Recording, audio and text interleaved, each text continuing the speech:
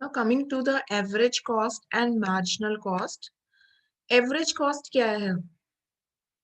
The capital structure of a company includes the debt capital that carries fixed interest, equity that carries variable return, preference capital that carries the fixed dividend rate, and the retained earnings on which a firm does not incur any explicit cost.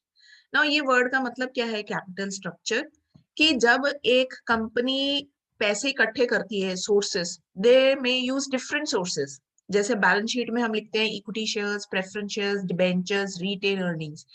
इन ये सारे चारों के चारों क्या हैं, sources हैं जिस वे से कंपनी पैसे इकट्ठे कर सकती है.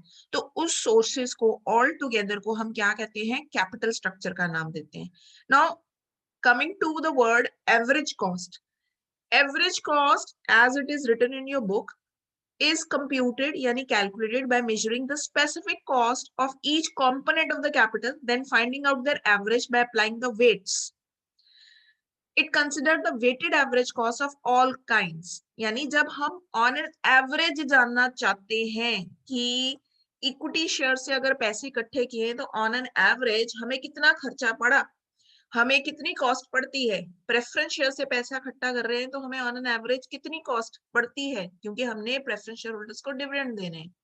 डिबेंचर्स को हमने इंटरेस्ट देना है तो हम कितनी कॉस्ट इंकर कर रहे हैं. तो जब हम एवरेज बेसिस पे, जैसे हम नॉर्मली कहते हैं ऑन एन एवरेज इतना खर्चा होगा ही होगा, हमने कहीं घूमने जाना है, प्लान कर रहे हैं, तो हम एस्टिमेट करते हैं. जब हम एस्टिमेट करते हैं, हम एस्टिमेट वर्ड क्यों यूज कर रहे हैं, क्योंकि अभी हम घूमने नहीं गए, हमें नहीं पता कितना खर्चा होगा. तो कंपनी ये एस्टिमेट करती है, एस्टिमेशन के बेस पे उसके बाद वो डिसाइड करेगी कि हमें कौन से सोर्स ऑफ कैपिटल, सी नीचे एग्जांपल में देखो ये वर्ड सोर्स ऑफ कैपिटल, यानी कैपिटल स्ट्रक्चर उसने किस से बनाना है, इक्विटी शेयर से, प्रेफरेंस शेयर से, डिबेंचर से, या तीनों से ही. तो एवरेज कॉस्ट वो कैलकुलेट करती है, और ये कैलकुलेट करने का मेथड क्या है, ये एग्जांपल आपकी बुक में दिया ही हुआ है कि लेट्स सपोज वो इक्विटी शेयर्स इशू करती है, इक्विटी शेयर्स 10 लाख के, और मार्केट वैल्यू वो स्टार्ट करते हैं 15 लाख पे.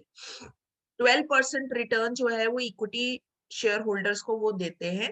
ये देखो यहाँ पे लाइन लिखी है, the required return on equity capital is 12%. यानी इक्विटी शेयर होल्डर्स एक्सपेक्ट कर रहे हैं कि उनको 12% रिटर्न मिलेगी, तभी उन्होंने इतना पैसा 10 लाख रुपया लगाया है. तो 12% तो उनको देना ही देना है, तो स्पेसिफिक कॉस्ट इक्विटी शेयर्स होगी 12% यानी 0.12. फिर उन्होंने, कंपनी ने डिबेंचर्स भी इशू करे 10 लाख के, जिसकी मार्केट वैल्यू डिबेंचर्स की 10 लाख की है, और डिबेंचर्स पे 10% इंटरेस्ट उन्होंने डिक्लेयर अगर करना है, तो ये 10% कॉस्ट कंपनी को बेयर करनी पड़ेगी, स्पेसिफिक कॉस्ट. अब ऑन एन एवरेज उनको कितना खर्चा आएगा, वो एवरेज कैलकुलेट करने के लिए हमें वेट्स चाहिए. वेट्स मतलब कितना इक्विटी शेयर का कम से कम खर्चा होगा ही होगा, market value divide by it's total market value. ये फॉर्मूला होता है वेट्स कैलकुलेट करने का. 15 lakh divide by 25 lakh, that will be 0.6. Debentures के लिए 10 lakh divide by 25 lakh, that will be 0.4. फिर इनको मल्टीप्लाई कर दो इनकी स्पेसिफिक कॉस्ट के साथ, तो वेटेड एवरेज कॉस्ट आ जाएगी कि इतना खर्च करना ही पड़ेगा. ये कॉस्ट है जो इंकर करनी पड़ेगी अगर इक्विटी शेयर्स इशू करनी है, ये कॉस्ट इंकर करनी ही पड़ेगी अगर डिबेंचर से पैसा इकट्ठा करना है. तो वी कैन सी कि इक्विटी शेयर्स के कंपैरेटिवली डिबेंचर्स की कॉस्ट कम है, लेकिन ऐसा नहीं है कि कंपनी इक्विटी शेयर्स इशू ही नहीं करेगी, क्योंकि इक्विटी शेयर्स भी कंपनी के लिए जरूरी है, क्योंकि वो लाइफ टाइम शेयर्स होते हैं. जो लोग इक्विटी शेयर्स खरीदते हैं, जो इक्विटी शेयर्स में पैसा लगाते हैं, वो पैसा वापस होता है जब कंपनी बंद होती है. तो कंपनी को ये सोर्स ऑफ कैपिटल भी डेफिनेटली चाहिए, हालांकि इसकी कॉस्ट ज्यादा है, इसको इशू करने की कॉस्ट ज्यादा है, क्योंकि जिसने लाइफ टाइम के लिए पैसा इन्वेस्ट कर रहा है तो वो रिटर्न भी ज्यादा चाहता है. इसीलिए इक्विटी शेयर्स पे एग्जांपल में क्या लिखा है, 12%, एंड डिबेंचर्स को कितना मिल रहा है, 10%.